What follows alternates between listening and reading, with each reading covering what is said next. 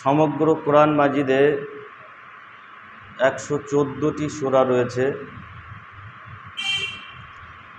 ওই 114টি সূরার মধ্যে সবথেকে বড় আকারে বৃহৎ যে সূরাটি, সেই সূরাটি হলো সূরা আল বাকারা। 286টা আয়াত রয়েছে। এই 286টা আয়াতের মধ্যে আবার সবথেকে বড় আয়াত হলো 282 নম্বর আয়াত। সমগ্র কোরআন মাজিদের মধ্যে সবচেয়ে দীর্ঘতম আয়াত হলো 282 নম্বর আয়াত। যদি অর্থের দিক থেকে বা গুণমানের দিক থেকে আয়াতুল কুরসিকে আরও বেশি মর্যাদাপূর্ণ বলা হয়েছে, কিন্তু দৈর্ঘ্যের দিক থেকে সূরা বাকারার এই 282 নম্বর আয়াতটা হলো সবথেকে লম্বা এবং দীর্ঘ আয়াত। এই আয়াতটির নামকরণ করা হয়েছে আয়াতুদ দাইন। দাইন কথাটার অর্থ হলো ঋণের আদান প্রদান। মহানবী সাল্লাল্লাহু আলাইহি ওয়াসাল্লাম যখন একটা সুষ্ঠু সভ্য সমাজ গঠন করলেন, শ্রেণীহীন বৈষম্যহীন একটা আদর্শ সমাজ তখন তিনি গঠন করলেন, সেই সমাজের মধ্যে কঠোরভাবে নিষিদ্ধ করা হলো সুদকে। সূরা বাকারার 282 নম্বর আয়াতের পিছনের দিকে সুদ সম্পর্কে আলোচনা আছে। তো সুদকে যখন কঠোরভাবে নিষিদ্ধ করা হলো, সুদের দরজাকে যখন চিরতরে বন্ধ করে দেওয়া হলো, তখন তার পরিবর্তে বিকল্প যে রাস্তা খুলে দেওয়া হলো, সেই রাস্তাটির নাম হলো ঋণের আদান প্রদান। ঋণের প্রয়োজন সেই সমাজে বেশি হয় যে সমাজে সুদের কারবার চলে না। মানুষ কাউকে সহজ করে কেউ কারোর কাছে হাত বাড়াতে চায় না। বাধ্য হয়ে যখন প্রয়োজন হয় তখন সে সুদের দরজায় যায়। কিছু ব্যবসায়িক লোক থাকে, তারা সুদের দরজা খুলে রাখে, তার কাছে মিটে যায়। কিন্তু সুদ যখন কঠোরভাবে হারাম, সেই দরজা যখন বন্ধ হয়ে যায় তখন অন্য দরজা তো খুলতে হবে। মহানবী সাল্লাল্লাহু আলাইহি সাল্লামের উপরে এই আয়াত যখন অবতীর্ণ হয়, তখন তিনি চলমান ব্যবস্থায় অনেক লোক সুদকে যখন নিষিদ্ধ করা হয়নি, তখন অনেক লোক সুদের উপরে টাকা ঋণ নিয়ে বসে আছে, অনেক লোক সুদের উপরে টাকা দিয়ে বসে আছে। হঠাৎ করে এই আয়াত যখন অবতীর্ণ হলো, আল্লাহ রসুল তখন ছাড়পত্র দিলেন না, যে তোমাদের কারবার যেহেতু রানিং চলছিল, তোমার টাকা যেহেতু মার্কেটে পড়ে রয়েছে, তুমি ওই টাকাটা তুলে নেওয়া পর্যন্ত যে অবসর পাবে, সেই অবসর তিনি দিলেন না।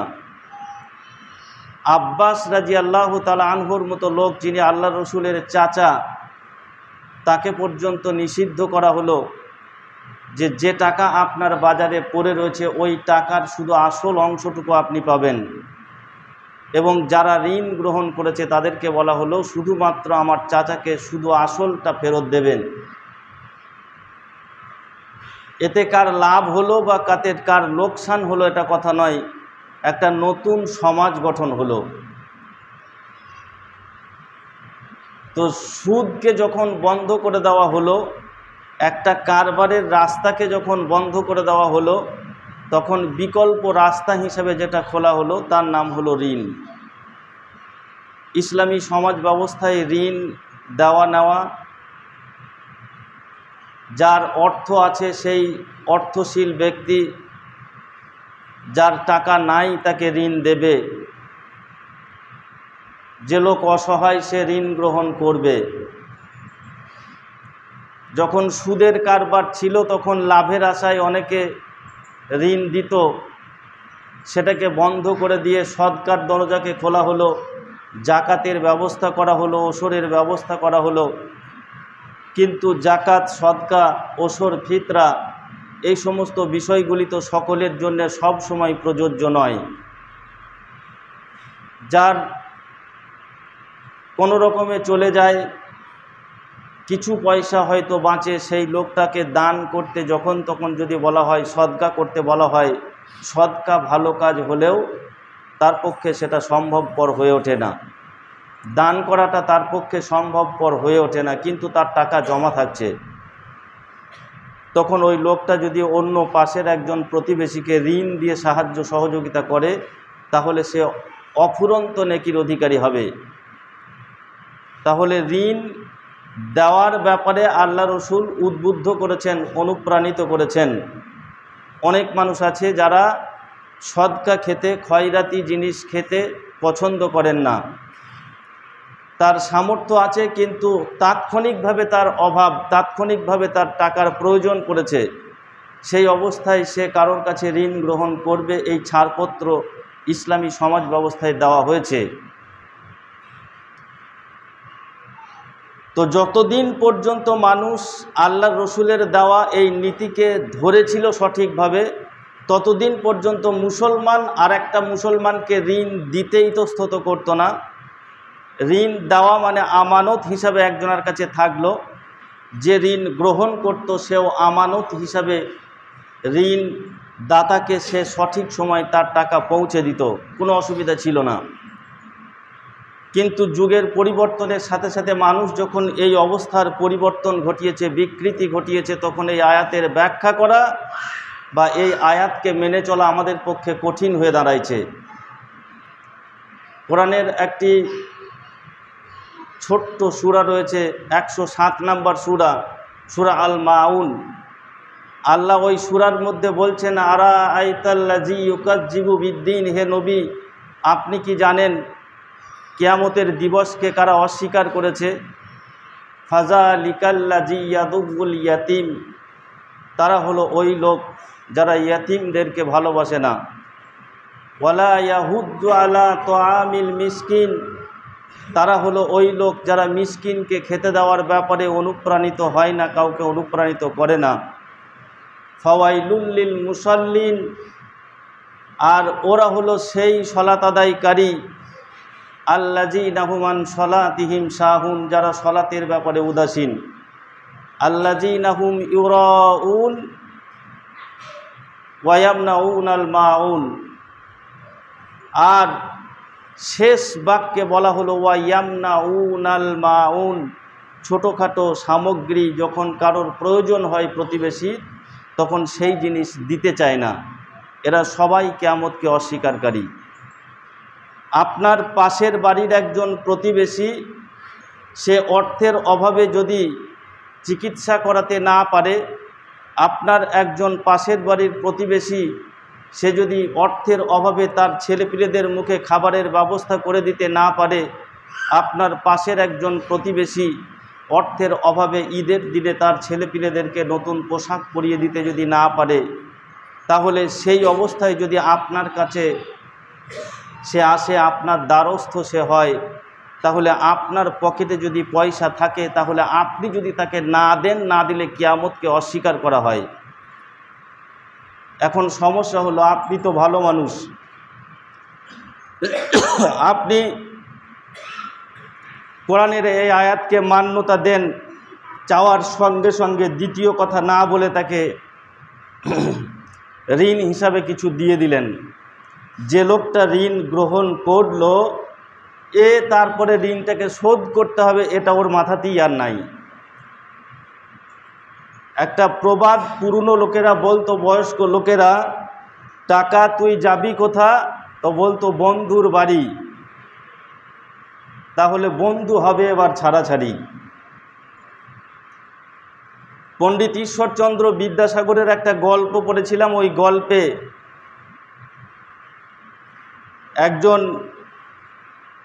একদিন বিদ্যাসাগর রবীন্দ্রনাথ ঠাকুরকে বলছে যে, আচ্ছা একটা লোককে আমি আমার পিছু ছাড়াতে পারছি না, সব সময় আমার পিছু পিছু যায়, পিছুতে লেগে থাকে, একে কী করে আমার সাথ ছাড়ানো যায় বলুন তো? তখন রবি ঠাকুর বিদ্যাসাগরকে বলেছিলেন, ওকে কিছু টাকা ধার দাও, তাহলে আর তোমার সঙ্গে দেখা করবে না। তো এই যে টাকা ধার নেওয়া, এই টাকা ধার নেওয়ার পরে আর দেখা না দেওয়া, পাত্তা না দেওয়া, এই লোকরা কারা? যদি কেউ টাকা চাই ঋণ, তাহলে মুসলিম হিসাবে আমার আপনার কর্তব্য হলো পকেটে যদি উদ্বৃত্ত পয়সা থাকে তাকে সহযোগিতা করতে হবে। এটা আপনার আমার ঈমানি দায়িত্ব। যে লোকটা ঋণ গ্রহণ করলো এই লোকটারও ঈমানি দায়িত্ব হলো আমানত হিসাবে ওর টাকাটা আমি গ্রহণ করেছি, সঠিক সময়ে তার টাকা আমি ফিরিয়ে দেব। এই টাকাকে ঋণকে কেন্দ্র করে যেন এদের মধ্যে কোনো ঝামেলা অশান্তি সৃষ্টি না হয়। যদি ঝামেলা অশান্তি সৃষ্টি করে এই লোকটা মুসলমানের আওতায় পড়ছে না। এবার আপনি হিসাবে মিলিয়ে দেখুন আমরা কে মুসলিমের আওতায় আছি আর কে মুসলিমের আওতায় নাই। আমরা গ্রাম বাংলার মানুষ, চাষিভুষি মানুষ, চাষের এলাকায় দেখতে পাই অনেক সময় বিদেশ থেকে কিছু সাঁওতাল আমাদের দেশে কাজ করতে আসে। যখন এই সাঁওতালরা দলে দলে গ্রামে ঢোকে তখন দোকানদারদের মন, দোকানদারদের মেজাজ হাসি খুশিতে ভরে যায়। আমাদের দোকানে বেশ কিছুদিন বেচা কেনা হবে, অথচ ওরা এসেছে খালি হাতে কাজ করতে। আপনার দোকানে 1 মাস ধরে ওরা ধারে খাবে, দোকানদার হাসি মনে ওদেরকে ধার দিয়ে দেয়। ওই সাঁওতাল কাজ করার পরে আপনার টাকা শোধ না করে পালিয়ে গিয়েছে এমন চোখে পড়ে না। কিন্তু আপনার পাশের বাড়ির প্রতিবেশী আপনার কাছে টাকা ধার নিয়ে সে আর আপনার সঙ্গে দেখা করে নাই, টাকা দেয় নাই, ঝগড়া করেছে ঘুরিয়ে, এরকম উদাহরণের অভাব নাই। এই লোকটা মুসলমান না, ওই লোকটা ওই সাঁওতালের থেকেও নিকৃষ্ট। সে মাথায় টুপি দিয়ে আছে, সেই লোকটা মুসলমান দাবি করছে, কিন্তু আসলে ওই লোকটা মুসলমান নয়। মুসলমানের আচরণটাই হবে আলাদা, মুসলমানের সমাজটাই হবে আলাদা। মুসলমান সমাজে বাস করব, আর একদিকে একটা লোকের হাতে প্রচুর অর্থ থাকবে আর একটা লোক অর্থের অভাবে খেতে পারবে না, খেতে পায় না, এরকম হতেই পারে না। কিন্তু এই যেগুলো হয় এগুলো আমাদের নিজেদের দোষে হয়, নিজেদের আচরণের কারণে হয়, ইসলামকে সঠিকভাবে না মানার কারণে হয়। যাই হোক, আল্লাহ যেভাবে ঋণের কারবার আমাদেরকে শিখিয়েছেন, কোরআন যেভাবে আমাদেরকে ঋণের কারবার করতে বলেছেন, আমরা সেইভাবে বিষয়টা অন্তত পক্ষে শিখে রাখি। আমরা অনেকেই মনে করি তুমি আমার এত ভালো বন্ধু, অথচ তোমার কাছে 2 টাকা ধার চাইলাম, তুমি তো আমাকে দিলে না। যদি বা দিলে তো টাকা ধার দেওয়ার সময় জিজ্ঞাসা করছো বন্ধু কবে টাকাটা দেবে। যদি বন্ধুকে জিজ্ঞাসা করা হয় টাকাটা দিতে তোমার কতদিন দেরি হবে, তাহলে যে বন্ধু টাকাটা গ্রহণ করলো, ঋণ নিল, এই বন্ধু মনে মনে ঋণ দাতা বন্ধুকে ছোট মনের মানুষ মনে করে। যদি ওই বন্ধু বলে টাকাটা যে তোমাকে দিচ্ছি এই টাকাটা একটু খাতায় লিখিত করে নিই, তাহলে এই বন্ধু ঋণদাতা বন্ধুকে মনে করে এ আমাকে বিশ্বাস করে না, সেই বলে খাতা কলম করতে চাইছে। অথচ এগুলা ইসলামের রীতিই নয়। ইসলাম বলছে, কোরআন বলছে, কোরআনের বিরুদ্ধে যাচ্ছেন আপনি। ইসলাম বলছে ঋণ যখন গ্রহণ করবে, ঋণের আদান প্রদান যখন করবে, তখন সময় নির্ধারণ করবে এবং লিখে নেবে। আল্লাহ বলছেন ইয়া আইয়ুহাল্লাযীনা আমানু ইজা তাদায়ানতুম বিদ্দাইন, হে বিশ্বের বিশ্বাসী বান্দারা, যারা ঈমান এনেছো তারা শুনে রাখো, ইজা তাদায়ানতুম বিদাইন, যখন তোমরা দাইনের কারবার করবে, যখন তোমরা ঋণের কারবার করবে, ইলা আজালিম মুসাম্মা, তখন তোমরা সময় নির্ধারণ করে নেবে। কোনো বন্ধু আপনার কাছে যখন টাকা ধার চাইবে তখন বন্ধুর কাছে সময় চেয়ে নেবেন, বন্ধু কতদিন দেরি হবে। এটা জিজ্ঞাসা করাটা অপরাধের নয়, এই সময় বেঁধে নেওয়াটা অপরাধের নয়, অবিশ্বাসের কথা নয়। ওই বন্ধু ছোট মনের মানুষ নয়, ওই বন্ধু কোরআনের কথা বলছে। আপনি একজন মুসলিম হিসাবে এই চুক্তিপত্র করাটা আপনার জন্যে একটা জরুরি বিষয়, যেহেতু আল্লাহর নির্দেশিকা এটা। আল্লাহ বললেন ইজা আজালিম মুসাম্মা ফাকতুবুহু, চুক্তি নির্ধারণ করে নেবে, সময় নির্ধারণ করে নেবে এবং এটাকে লিপিবদ্ধ করবে, লিখে রাখবে। কারণ এমন হতে পারে যে একজন ঘনিষ্ঠ বন্ধু আর একজন ঘনিষ্ঠ বন্ধুকে টাকাটা ধার দিল, আমার টাকাটা ধার দেওয়ার কিছুক্ষণের পর যে আমার মৃত্যু হবে না এটা কে জানে। যে বন্ধু আমার কাছ থেকে টাকা গ্রহণ করলো ওই বন্ধু মারা যাবে না কে জানে, কিংবা যে বন্ধু টাকা ধার দিল ওই বন্ধুই যে মারা যাবে না কে জানে। যদি মোটা অঙ্কের টাকা হয় আর ঋণ গ্রহীতা বন্ধু যদি তার 2-4 দিন পর মারা যায়, তার বিবি বলবে এ টাকার ব্যাপারটা আমি জানি না, তার ছেলে বলবে তো আমি এ খবর শুনি নাই। আপনার একদিকে লস, বিরাট অঙ্কের একটা টাকা আপনার চলে গেল। দ্বিতীয় লস হলো যে বন্ধু মৃত্যুবরণ করলো টাকাটা ধার নিয়ে, ওই বন্ধু এমন একটা বোঝা নিয়ে পৃথিবী থেকে গেল, তার সম্পত্তি থাকা সত্ত্বেও কিয়ামতের মাঠে ময়দানে আল্লাহ রসুল বলছেন তার রূহটাকে ওই ঋণের সঙ্গে ঝুলিয়ে রেখে দেওয়া হবে। ঋণ এত মারাত্মক বিষয়, ঋণ এত খারাপ বিষয়, ঋণ এত ভারী বোঝা যে এই বোঝা মাথায় নিয়ে যদি কোনো মানুষ পৃথিবী থেকে বিদায় নিয়েছে, আল্লাহ রসুল তার জানাজায় দাঁড়াতে রাজি হননি। তিনি সরে গেছেন যেহেতু ওর ঋণ আছে, হাদিস পরে পরে শোনাবো, কিন্তু সেই ঋণের দায়িত্ব যখন কেউ নিয়েছে আল্লাহ রসুল আবার সেই জানাজা পড়েছেন। সুতরাং ঋণটাকে সহজ মনে করেন না, এই ঋণটাকে আল্লাহ বললেন যে তোমরা এটার একটা সময় নির্ধারণ করে নাও এবং এটাকে লিখে রাখো। ওয়ালিয়াকতুবু বাইনাকুম কাতিবুন বিল আদলি, এবং যখন তোমরা এটাকে লেখালেখি করবে, ওয়ালিয়াকতুবু বাইনাকুম, তোমাদের মধ্যে দুজনের মধ্যে যখন এই বিষয়টা চুক্তিপত্র হবে, লিখিত হবে, কাতিবুন বিল আদলি, তখন সেই কাতিবুন মানে লেখক, সে যেন আদলি মানে ন্যায়পরায়ণ হয়। সে যেন কারোর কথা কারোর কানে কানে শুনে নিল 10,000 একটা শূন্য কম করে না দেয়, অথবা একটা শূন্য বাড়িয়ে না দেয়, সে যেন ওলট পালট না করে, এই লোকটা যেন ন্যায়পরায়ণ হয়, অর্থাৎ ওই লেখকটা যেন প্রকৃত মুসলিম হয়। এই আয়াত যখন অবতীর্ণ হচ্ছে তখন সেই জামানাটা ছিল, সেই যুগটা ছিল জাহেলিয়াতের যুগ, অন্ধকার যুগ, অশিক্ষার যুগ। যে সময় হাজার মানুষের মধ্যে 2-4 জন লোককে শিক্ষিত পাওয়া যেত, বাকি সবাই ছিল মূর্খ, বাকি সবাই ছিল লিখতে পড়তে জানে না এমন মানুষ। তাদের সামনে একটা শূন্য বাড়িয়ে দেওয়া বা একটা শূন্য কমিয়ে দেওয়াটা কোনো বিষয়ের মধ্যেই পড়ে না। কাগজে লিখিত থাকলো এক, তাকে শুনিয়ে দিলাম আর এক, পরে সে মৃত্যুবরণ করার পর তার ছেলের কাছ থেকে মোটা অঙ্কের আদায় করব, এরকম সম্ভাবনা চরম ছিল। সেই জন্যে আল্লাহ বললেন যে তোমাদের মধ্যে এই লিপিবদ্ধ লেখক যিনি লিখে দেবেন তিনি যেন ন্যায়পরায়ণ মানুষ হন, তিনি যেন মুসলিম হন, তার যেন আল্লাহকে ভয় থাকে। ওয়ালা ইয়াবাকা কাতিবুন ইয়াকতুবা, এবং যদি কেউ তোমাকে লিখে দিতে বলে, একজন যদি লিখতে জানে, একজন একজনের কাছে ধার করছে, ধার করার সময় যদি কাউকে লিখতে বলে, ওই লোকটা যদি লেখার সামর্থ্য থাকে, ক্ষমতা থাকে, সে যেন অস্বীকার না করে। আল্লাহ নির্দেশ করছেন কোনো শিক্ষিত লোককে অশিক্ষিত লোক ঋণ গ্রহণের সময় যদি ডাকে, ভাই আমরা একটা ঋণ করছি, ঋণ গ্রহণ করছি, এই ঋণটার একটা কাগজপত্র হবে, তুমি একটু লিখে দাও, তাহলে এটাকে অস্বীকার করলে পারে এই কোরআনের আয়াত অমান্য করা হবে। বিশেষ কারণ ছাড়া আপনি এখান থেকে পলায়ন করতে পারবেন না। তবে লিখিত পরিত হয় আমাদের সমাজে কোন বিষয়ে? জমি বন্ধক নেব, লিখিত হবে। জমি বন্ধকের ব্যাপারের সঙ্গে সুদ জড়িয়ে আছে, ওই ব্যাপারে আপনি লেখা থেকে বিরত থাকতেই পারেন, কারণ সুদের সাক্ষী থাকাটা সুদ গ্রহণ করা বা সুদ দেওয়ার মতোই অপরাধ। সুতরাং সুদের গন্ধ যদি থাকে সেখান থেকে আপনি পালিয়ে যাবেন, গোনা হবে না। আপনি একজন লেখক হিসাবে, আপনি একজন শিক্ষিত মানুষ হিসাবে আপনাকে কেউ ডাকতেই পারে, যখন কেউ ডাকবে তখন আপনার উচিত হবে, আপনার কাজ হবে একদম ন্যায়সঙ্গতভাবে তাদের সেই ঋণটাকে খাতায় লিপিবদ্ধ করে দেওয়া বা লিখে দেওয়া, যদি সেখানে কোনো অপরাধ প্রবণতা না থাকে।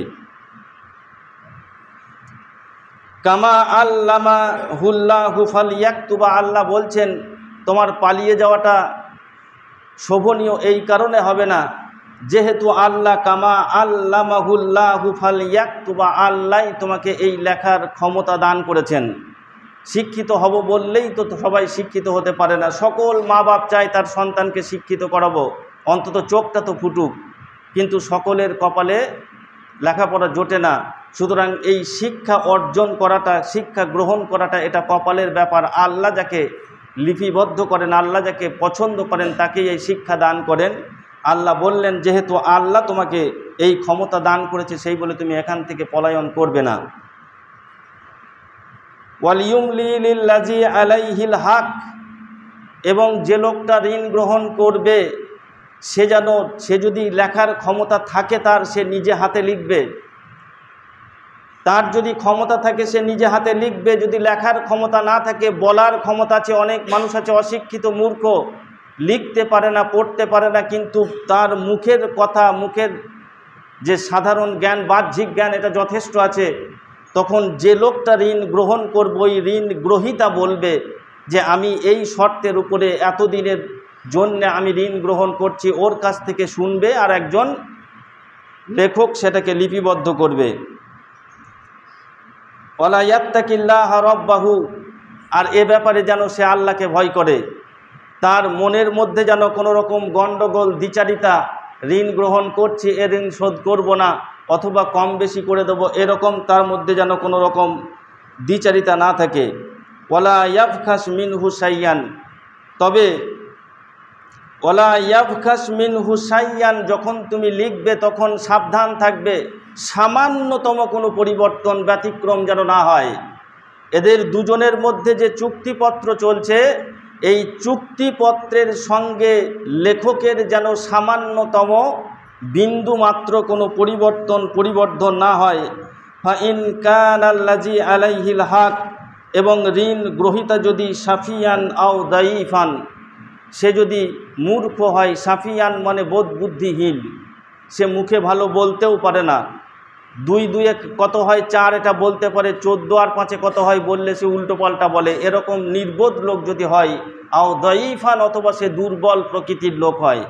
এই দুর্বল মানে সে হতে পারে সেই লোকটা নাবালক, অথবা হতে পারে সে লোকটা অতি বৃদ্ধ, বার্ধক্যজনিত কারণে তার স্মৃতিশক্তি ঠিকমতো কাজ করছে না, ওলট পালট বকে।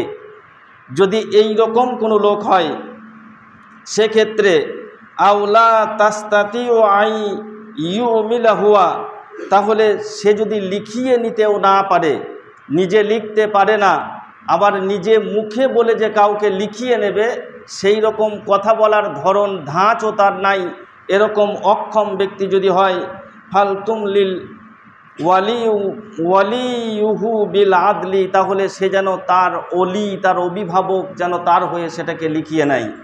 এমন অনেক সময় হয় যে কোনো একজন ছেলে তার নাবালক অবস্থায় তার আব্বা মারা গেছে, তার মা মারা গেছে, তার অভিভাবক গার্জেনের কথাই তাকে এখন সে ভবিষ্যৎটা বোঝে না, তার ক্ষেত্রে যদি লেখাপড়ার প্রয়োজন হয়, তাহলে ওই নাবালকের অভিভাবক একজন হয়ে যেতে হবে, নাবালকের গার্জেন একজন হয়ে যেতে হবে, এবং সে যেন ন্যায়সঙ্গতভাবে এগুলাকে লেখাপড়া করে নেয়। ওয়াস্তাশহিদু শাহিদান মির রিজালিকুম, এরপরে আল্লাহ আর একটা দ্বিতীয় নীতিবালা বললেন যে তোমরা যখন ঋণ গ্রহণ করবে বা ঋণ কাউকে দেবে, তখন ওয়াস্তাশহিদু শাহিদান মির রিজালিকুম, 2 জন পুরুষ সাক্ষী রেখে দেবে। ঋণ নেওয়া এবং ঋণ দেওয়া, এই বিষয়ে আল্লাহ কিছু নীতিবালা, কিছু নিয়ম কানুন ঘোষণা করছেন। এই ঘোষণা করতে করতে তিনি বললেন, যখন ঋণ কাউকে দেবে বা কেউ কারোর কাছ থেকে ঋণ নেবে, তখন সময় নির্ধারণ করে নেবে। বন্ধু, তুমি কতদিন সময় নিচ্ছ? 2 দিন, 5 দিন, 10 দিন, 10 মাস, 5 বছর, সময়টা আপনি বেঁধে নেন। 5 বছর হোক, তাতে অসুবিধা নাই, সময় বেঁধে নেবে। তারপরে 2 নাম্বার নীতিমালা হলো লিপিবদ্ধ করে নেবে, লিখে নেবে। লিখে নেওয়ার সময় যে লোকটা ঋণ গ্রহণ করছে, যদি ক্ষমতা থাকে সে নিজে লিখবে, যদি তার লেখার ক্ষমতা না থাকে সে মুখে বলবে, আর একজন লেখক সেটাকে লিখে নেবে। যদি ওই লোকটার মুখে বলারও ক্ষমতা না থাকে, নিজে লেখারও ক্ষমতা না থাকে, তাহলে তার অভিভাবক তার পক্ষ নিয়ে তার হয়ে ন্যায়সঙ্গতভাবে লিপিবদ্ধ করবে। এবার আল্লাহ বলছেন ওয়াস্তাশহিদু শাহিদাইন মির রিজালিকুম, এরপরে 2 জন পুরুষ মানুষকে সাক্ষী রেখে দেবে। ফাইন লাম ইয়াকুনা রাজুলাইন, যদি সেটাও পাওয়া না যায়, 2 জন পুরুষ মানুষ, এমন অবস্থায় আপনি ঋণটা গ্রহণ করছেন, 2 জন পুরুষকে খুঁজে পাচ্ছেন না, তাহলে কি করবেন? ফায়াকুনা রাজুলাইনে, তাহলে একটা পুরুষ, ফারাজুলুই ওয়ামরাআতাইনে, একজন পুরুষ এবং 2 জন মহিলাকে তোমরা সাক্ষী হিসাবে গ্রহণ করবে। তার মানে মহিলার ব্যাপারে, সাক্ষীর ব্যাপারে যখন সাক্ষীর প্রয়োজন হবে যে কোনো ক্ষেত্রে, তখন একজন পুরুষের সাক্ষী সমান 2 জন নারীর সাক্ষী। অনেকে সাম্যবাদী সমাজ ব্যবস্থায় আমরা যেখানে বসবাস করি এখানে মনে করেন যে এখানে নারীর অধিকারকে ইসলাম ক্ষুণ্ণ করেছে, ছোট করেছে। এই নারী এবং পুরুষের সৃষ্টিটা মহান আল্লাহর সৃষ্টি, আল্লাহ জানেন এর মধ্যে মেটেরিয়ালস কতটা রয়েছে। এই যন্ত্র মানবের যুগে, রোবটের যুগে, একটা রোবটকে যিনি তৈরি করেছেন, যন্ত্রকে যিনি তৈরি করেছেন, এই যন্ত্রের যিনি মেকার তিনি জানেন যে এই রোবটের ক্ষমতা কতটা, এই রোবটের পাওয়ার কতটা, কতটা পরিমাণ, কতটা ভোল্টেজ এ নিতে পারে। সেই রোবটের মেকার যদি বলে একটা কথা আর আমি শুধুমাত্র ওপর থেকে দেখছি রোবটকে, আমি যদি একটা বলি কারো কথা, তাহলে মান্যতা কারটা বেশি দিতে হবে? রোবট যে তৈরি করেছে তার, নাকি আমার মতো একজন সাধারণ মানুষের ভালো বলতে পারি বলে তার? নিঃসন্দেহে আপনি বলবেন রোবটটা যে তৈরি করেছে তার। নারী হোক আর পুরুষ, পৃথিবীতে যত সৃষ্টি আছে এই সকলের স্রষ্টা হলেন আল্লাহ। সেই আল্লাহ সৃষ্টি করেছেন পুরুষ মানুষের মগজকে এবং নারীরও মগজকে। সেই আল্লাহ সৃষ্টি করেছেন পুরুষের হিকমাকে এবং নারীরও হিকমাকে, পুরুষের শারীরিক গঠনকে, নারীর শারীরিক গঠনকে। এই আল্লাহ বলছেন যে নারী হলো পুরুষের অর্ধেক। আমি বলি রমণী মণ্ডলী নারিকেল বিশেষ, বঙ্কিমচন্দ্র চট্টোপাধ্যায়ের লেখা একটা গল্পের মধ্যে পড়েছিলাম। বঙ্কিমচন্দ্র চট্টোপাধ্যায় এক জায়গায় মেয়েদের কথা বলতে গিয়ে তিনি বলছেন, আমি বলি রমণী মণ্ডলী নারিকেল বিশেষ, নারকেলকে আমরা সাধারণত আধখানা দেখতে অভ্যস্ত, গোটা নারকেল ব্যবহার করা হয় না, খাওয়া হয় না।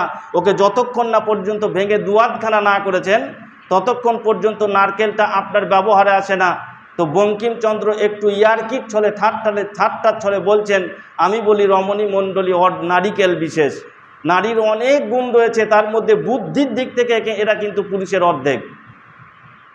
তো বুদ্ধির ব্যাপারে, স্মৃতির ব্যাপারে পুরুষের থেকে নারী অর্ধেক, এটা আল্লাহর ফয়সালা। এখানে মানুষ বাহাদুরি করে আমি মহিলা, এখানে মহিলা হিসাবে আমাকে ছোট করা হবে কেন, এটা যদি কেউ বলে আল্লাহর আইনের অবাধ্যতা করা হবে, আল্লাহর আইনের সঙ্গে দ্বিচারিতা করা হবে।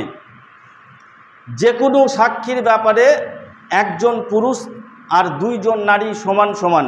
সুতরাং সাক্ষীর যখন প্রয়োজন হবে, যদি পুরুষ মানুষ পাওয়া যায়, দুজন সাক্ষী রেখে দিতে হবে। এই সাক্ষীরাও যেন ভালো মানুষ হয়, মুমিন হয়, দিনদার হয়, মুসলমান হয়। বেঈমান যদি সাক্ষী হয়, এই বেঈমান সাক্ষী আপনার সঙ্গে একটা জিনিস দেখার পর এই বিষয়টাকে হতে পারে কোনো আদালতে গেল, তখন ওই লোকটা ঘুষ খেয়ে আপনার পক্ষে নিয়ে কথা বলবে। যখন সে পক্ষ নিয়ে কথা বলবে তখন যেহেতু সে একজন প্রধান সাক্ষী, সেই হিসাবে সত্যটা আড়াল হয়ে যাবে, মিথ্যার জয় হয়ে যাবে। সেই বলে এই ধরনের আশঙ্কা আছে যে ব্যক্তির দ্বারাই সাক্ষ্য প্রদানের ক্ষেত্রে ওই রকম লোককে সাক্ষী হিসাবে গ্রহণ করা যাবে না। ইসলামী সমাজ ব্যবস্থায় নবী মুহাম্মদ সাল্লাল্লাহু আলাইহি সাল্লাম সমাজের প্রতিষ্ঠাতা হিসাবে তিনি সমাজের নীতিমালা বর্ণন করার ক্ষেত্রে আল্লাহর পক্ষ থেকে তিনি নীতিমালা ঘোষণা করতে গিয়ে বলছেন যে যখন তোমরা সাক্ষী গ্রহণ করবে তখন দুইজন মুমিন পুরুষকে গ্রহণ করবে। যদি পুরুষ না পাওয়া যায় তাহলে একজন পুরুষ এবং আরেকজন পুরুষের বিনিময়ে দুইজন নারী, মুমিন নারীকে তোমরা সাক্ষী হিসাবে গ্রহণ করবে। ঋণের ব্যাপারে এই পর্যন্ত শেষ। এরপরে ওই আয়াতে আরও লম্বা কথা আছে। ওখানে বলা হয়েছে যদি নগদের কারবার হয় তাহলে লেখাপড়া লিখিত করাটা এটা না করলেও দোষের কিছু নয়, অপরাধের কিছু নয়, তবে সাক্ষী রাখলে রাখতে পারো। এমন অনেক সময় হয় কোনো একটা জিনিস আপনি কিনে সেটাকে রেখে দিয়েছেন, যার কাছে কিনেছেন তার কাছেই পরে নিয়ে যাব। আপনি একটা কুরবানির গরু কিনেছেন, মনে করুন গরুটার দাম আপনার সঙ্গে হয়েছে 40,000 টাকা, আপনি টাকাটা পুরো দিয়ে দিয়েছেন, ভাই আমার বাড়িতে রাখার অসুবিধা, আমি 2 দিন 4 দিন 10 দিন পরে নিয়ে যাবো, আপনার বাড়িতে থাক, তার জন্য খাওয়া খরচা যা লাগবে আপনাকে দিয়ে দেবো। আপনি ওই গরুটাকে রেখে দিয়ে চলে এলেন যার বাড়িতে। ওই লোকটা যদি মুমিন না হয়, মুসলমান না হয়, তার যদি এ বিষয়ে জ্ঞান না থাকে, ওই গরুটা বিক্রি হওয়ার পর আর একজন থার্ড পার্টি এসে গরুটার দাম কত, ওই গরুটা বিক্রি হয়ে গেছে, কতই বেচলেন 40,000, এ বলছে গরুটা সস্তায় মেরে দিয়েছে, আমি 45,000 টাকায় দিতাম, তাহলে নিয়ে যাও, আপনার গরুটাও বিক্রি করে দেবে। যার কাছে এরকম সম্ভাবনা আছে বিক্রি করে দেওয়ার, আপনার বিক্রিত জিনিস দ্বিতীয়বার বিক্রি করে দেবে টাকার লোভে, যে আপনাকে বলবে ওরকম গরু আবার আপনাকে এনে দিচ্ছি, এই ক্ষেত্রে আপনার সাক্ষীর প্রয়োজন। সেই বলে নগদের কারবার করলেও সাক্ষী আপনি রাখতে পারেন। লিখিত ব্যাপারটা আপনার স্বেচ্ছাধীন, আপনি চাইলে লিখতেও পারেন, না লিখতেও পারেন, তবে লিখিত করাটা কোনো দোষের নয়। ক্ষেত্র বিশেষে এই লিখে নেওয়াটা, এই যে আমরা বলছি কোনো কাজ ফরজ, কোনো কাজ সুন্নাত, কোনো কাজ মুস্তাহাব, এরকম করে যে ভাগগুলা করেছে, এই ভাগগুলা মানুষের মধ্যে এইভাবেই এসেছে। কোরআনের এই যে আয়াত আপনাকে তর্জমা করে শোনালাম, কাউকে ঋণ দেবো, কেউ ঋণ গ্রহণ করবে, সেই ক্ষেত্রে সময় নির্ধারণ করতে হবে, সেই ক্ষেত্রে লিখে রাখতে হবে, সেই ক্ষেত্রে সাক্ষী রাখতে হবে, ইত্যাদি ইত্যাদি যে কথাগুলো বললাম। এবার যদি কেউ প্রশ্ন করে এইটাকে করাটা কি ফরজ নাকি সুন্নাত নাকি মুস্তাহাব, এটা কি পর্যায়ের পরে, এক একজন এক এক রকম উত্তর দেবে। আসলে আপনি ক্ষেত্র বিষয়ে এটাকে ফরজ না সুন্নাত আপনি নিজেই বুঝতে পারবেন। আপনি একজনের কাছে নগদ টাকা দিয়ে একজনের কাছে জমি কিনেছেন, জমিটা কেনার পর ওইটা রেজিস্ট্রি করা মানে লিখিত করে নেওয়া, তো লিখিত করে নেওয়াটা আপনার জন্য ফরজ না সুন্নাত না মুস্তাহাব, ওটা আপনাকে ফতোয়া জিজ্ঞাসা করতে না। তখন আপনি বুঝতে পারেন যে যদি আমি লিখে না নিই, তাহলে এই আমার পুরো টাকা দিয়ে দেওয়া জমির উপরে আমি বিল্ডিং বানালাম, 10 বছর 20 বছর 50 বছর পরে যার জমি তার কাছে কাগজ আছে, তারই রেকর্ড আছে, তারই পর্চা আছে, 50 বছর পরে হলেও তার ছেলের ছেলে এসে দাবি করতে পারে এই জায়গা আমার, সুতরাং এখানে লিখে নেওয়াটা ফরজ, লিখতেই হবে। টাকা না থাকলে ধার করেও লিখতে হবে। তাহলে এই ক্ষেত্রে আপনার জন্য লিখে নেওয়াটা ফরজ। যেখানে ভবিষ্যতে গণ্ডগোলের সম্ভাবনা আছে, অদূর ভবিষ্যতের মীমাংসা, অদূর ভবিষ্যতে যাতে কোনো রকম অশান্তি সৃষ্টি না হয়, এই অশান্তি দূর করার জন্য আল্লাহ রসুল যে সমাজ গঠন করলেন, সেই সমাজে ঋণ আদান প্রদান কেমন করে হবে এইগুলাকে ফয়সালা দেওয়া হয়েছে এইভাবে। এখন আপনি যে জায়গাতে দাঁড়িয়ে আছেন, যেখানে আপনি করছেন, এরপরে আছে আও সাগীরান আও কাবীরান, ছোটোখাটো বিষয় যদি হয় সেখানেও লিপিবদ্ধ করবে। আপনার কাছে কেউ 10টা টাকা চাইলো, ভাই দাঁড়াও 10 টাকা লিখে দিয়ে আজকে 12/9/2025 বেলা 12টা 10 টাকা ধার দিলাম, তুমি এখানে একটা সই করো। কি ছোট লোক রে, আপনি যাকে টাকাটা ধার দিলেন ও সঙ্গে সঙ্গে মন্তব্য করবে কি ছোট লোক রে, ও মৌলবি হলেও বলে ফেলতে পারে, কিন্তু এটা বলার আপনার অধিকার নাই। যদি ওটা 10 টাকা হয় তাতেও যদি আপনি লিখে রাখেন, অসুবিধা কি? আপনি না লিখলে লিখতেও পারেন, কিন্তু লিখে রাখলে অসুবিধা কি?